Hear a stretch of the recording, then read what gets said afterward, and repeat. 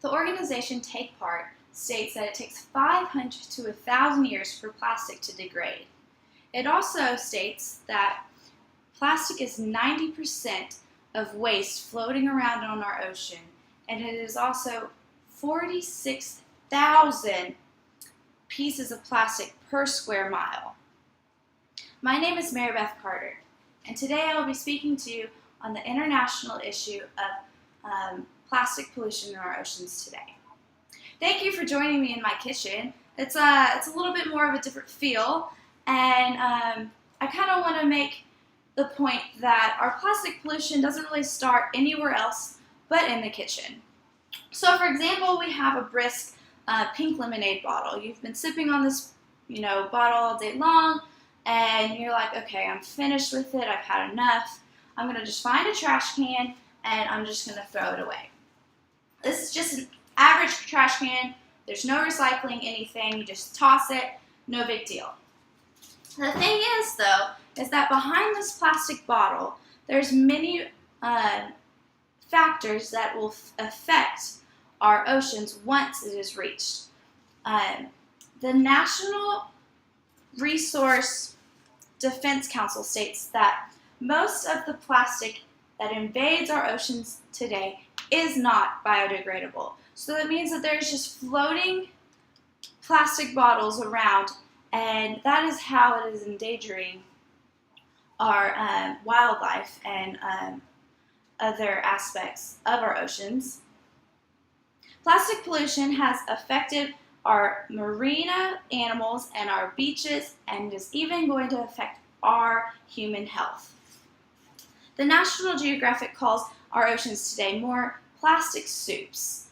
And this is due to the fact that there's so many toxin chemicals that are released through this breakdown. Throughout this speech, I'm going to give you a little bit more of solutions for producers and different consumer ways that we can give back and realize more about this issue.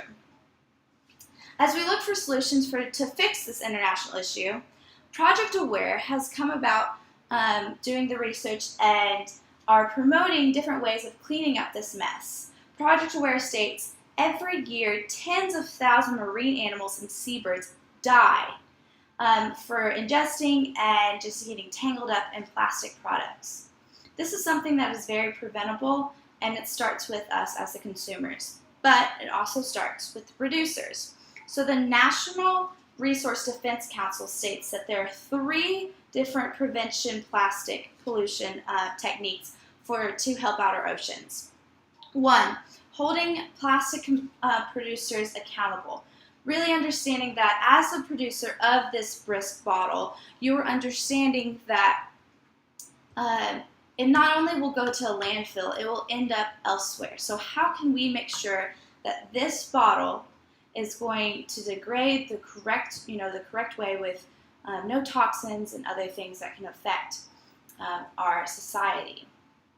There's a second thing that the National Resource has discussed, and it is leading an international action. So really taking part not only in the U.S. or in the UK or in any other parts of the EU, which they have really stepped foot into the recycling process and have rubbish bins with individual waste.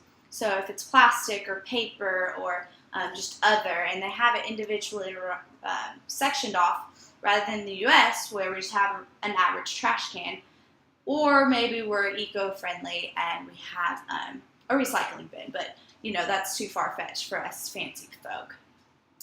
There's a third way, and it's reducing the plastic pollution just altogether. The NRDC helps control the amount of litter that is put into our oceans by pushing back the legislation that will reduce the plastic pollution.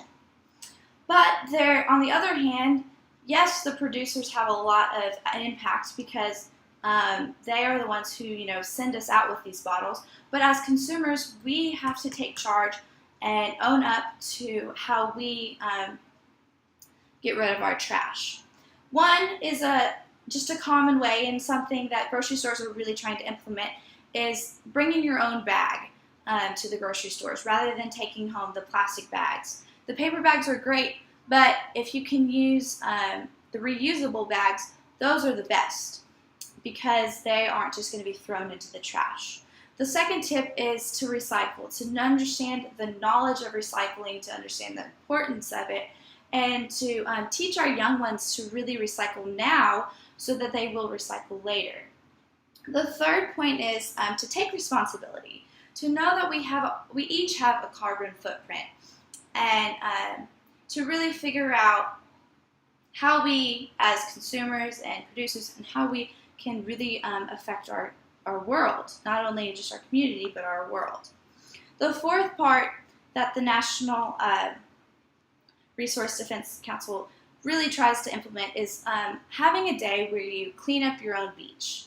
Now, I don't live by any beaches by any means, so in that regards, that means to me that finding areas and finding different ways that I can, help as the consumer to give back and to eliminate the waste that is going to be put into our oceans, just like Keep Texas Beautiful and other organizations in the state. Early on, we just talked about the solutions with producers and versus consumers and how we all need to, come together as one and make this a difference. Plastic pollution in our oceans can be resolved, but it must take an effort through us to make that happen.